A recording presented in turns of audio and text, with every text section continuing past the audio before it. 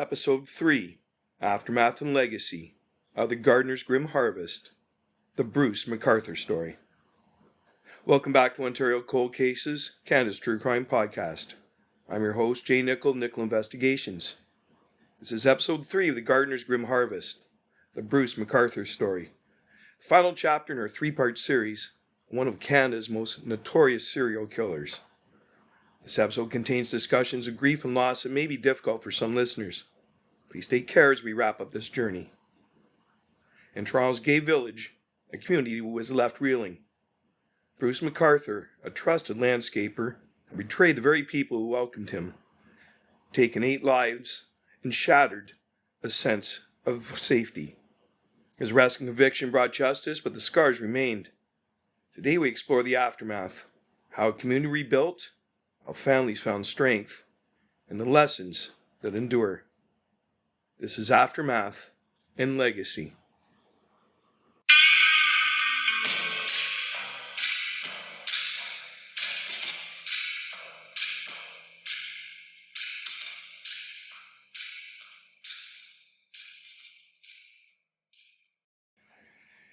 In the first 2 episodes, we walk through the shadows of Bruce McArthur's crimes. From 2010 to 2017, he preyed on Toronto's gay village, targeting vulnerable men.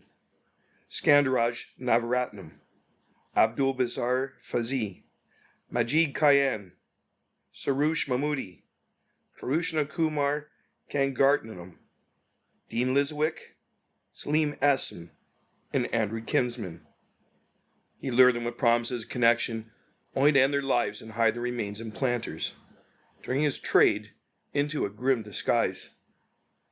Episode 2 traced the investigation's rocky path from early missteps in Project Houston to the breakthrough of Project Prism, sparked by Andrew Kinsman's disappearance. In January 2018, police arrested McArthur, uncovering a chilling trove of evidence. A year later, he pleaded guilty to 8 counts of first-degree murder, sentenced to life with no parole for 25 years. Justice was served, but for many, it came too late. Now we turn to what followed, the healing, the changes, and the legacy of a case that shook a city. Community fallout. When Bruce McArthur was arrested on January 18, 2018, the gay village exhaled. It was a breath heavy with grief. The news hit like a thunderclap. Bars like Woody's and the Black Eagle, once alive with laughter, grew quieter. One bar owner recalled those days. The stool stayed empty longer than usual. People were afraid to trust again. The village, a sanctuary for so many, had been violated by one of its own. The community's trust in police was in tatters. For years, residents warned of a serial killer, only to be met with dismissals. No evidence, police said, as men kept vanishing. Protests erupted outside Toronto Police Headquarters, signs demanding, "Protect our village," and "Listen to us." The anger was raw, born of years of being ignored. One resident put it bluntly, "We were screaming, and they didn't hear us." But from that pain came action. In 2019, the Toronto Police Services Board commissioned an independent review led by Justice Gloria Epstein. Her report was scathing, pointing to systematic biases against the LGBTQ+ community, against racialized groups, that delayed the investigation. Criticized the police for missing early clues, like McArthur's 2001 assault conviction, and for failing to connect the dots in Project Houston. The review wasn't just a critique, it was a roadmap for change. One of its biggest outcomes was the creation of a dedicated missing persons unit in 2020. This unit now centralizes reports, uses advanced data systems, and prioritizes cases involving marginalized groups. Officers are trained to engage with communities like the gay village, building trust where it was lost. It's a step forward, but for many it's a bittersweet victory. Too late for the 8 men McArthur killed. Yet the village began to heal. By 2019, community leaders organized events to reclaim their space. Picture this, a candlelit vigil on Church Street. Hundreds gathered under the stars holding photos of the victims. A local artist painted a mural near Allen Gardens, vibrant colors spelling out, We remember. One resident and regular at the community center shared the resolve. We won't let him define us. This is still our home. The village's spirit, bruised but unbroken, began to shine through. Up next, human impact.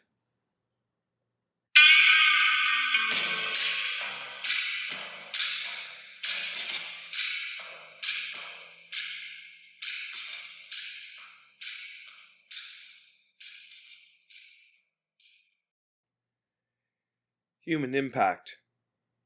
Beyond the headlines, this case is about people. Families, friends, and the community left to pick up the pieces. The victims' loved ones carried an unimaginable burden. Abdulbasir Faizi's wife spoke of raising their 2 daughters alone, explaining their father's absence without shattering their hearts. They ask where Daddy is, she said in her victim impact statement. And I have no words. Her voice broke, but her strength carried through. Kirushna Kumar Kanagaratnam's brother in Sri Lanka learned of his death only after police identified his remains in a planter. Kirushna being a ghost, unreported missing due to his precarious immigration status. His brother's grief was raw. He came to Canada for a better life. Not this. Imagine the weight of that loss, learning your loved one was gone with no chance to say goodbye. Andrew Kinsman's friends, like Nicole Borthwick, channeled their pain into action. They organized memorials, reading his poetry under the soft glow of lanterns. One line stuck with them. In the silence of the night, we find our strength. It became a rallying cry, a reminder of Andrew's light. Picture a small gathering in a park, friends sharing stories of his quiet kindness, vowing to keep his spirit alive. Across the village, memorials took root. Annual vigils now draw crowds, with candles flickering for each victim. 2020 community space near Church Street was dedicated to the 8 men, a quiet garden where people leave flowers and notes. One note read, "You are not forgotten." These acts of remembrance are more than gestures. They're a promise to honor lives cut short. Legacy. Bruce McArthur case isn't just a chapter in Toronto's history. It's a landmark in Canadian true crime. Compared to cases like Robert Pickton, who targeted Vancouver's marginalized women, both expose how society often overlooks the vulnerable, whether it's sex workers in British Columbia or immigrants in the gay village. But McArthur's case stands out for its portrayal of a tight-knit community, a place meant to be safe. This case taught us hard lessons. First, police accountability matters. The Epstein Review exposed biases that delayed justice. Stereotypes about the LGBTQ plus community, assumptions about racialized men. Those failures cost lives. Today, reforms like the Missing Persons Unit aim to prevent such oversights. But trust must be earned, not assumed. Second, show the power of community vigilance. The gay village didn't just grieve, it fought. Friends like Nicole Borthwick, who pushed for answers when Andrew Kinsman vanished, proved that communities can hold systems accountable. Their posters, their protests, their refusal to let go, they made the difference. Finally, this case underscores the need to protect the vulnerable. Many of McArthur's victims were immigrant or refugees, men living on the margins. Their stories remind us to build systems that see everyone, to hear every cry for help. Every unsolved file is a life waiting for answers. The McArthur case inspired a renewed push for cold case reviews in Ontario, with police revisiting old files with fresh eyes and new tech, like DNA analysis. It's a slow process, but it's a start. This case can spark change, then those 8 men didn't die in vain. The gardener's grim harvest is more than the story of a killer. It's a story of survival. The gay village, its families, its advocates, they've shown us what it means to rebuild from ashes. As an investigator, I'm humbled by their strength. I'm reminded why we do this work, to give voice to the silence, to seek justice for the lost.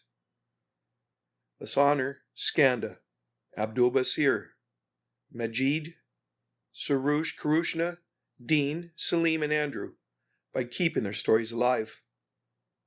Support organizations like the 519 Community Center, which aids the gay village. Share tips on unsolved cases. Your call could crack a case wide open. Together we can ensure no one is forgotten. Thanks for joining me on Ontario Cold Cases, Canada's True Crime Podcast. If you've been moved by this series, leave a comment and share your thoughts. Subscribe to catch more stories of justice and remembrance. Until next time, stay curious, stay safe, because every case deserves answers, and every victim deserves justice. Subscribe now to Ontario Cold Cases, Canada's True Crime Podcast. Episodes available wherever you get your podcasts.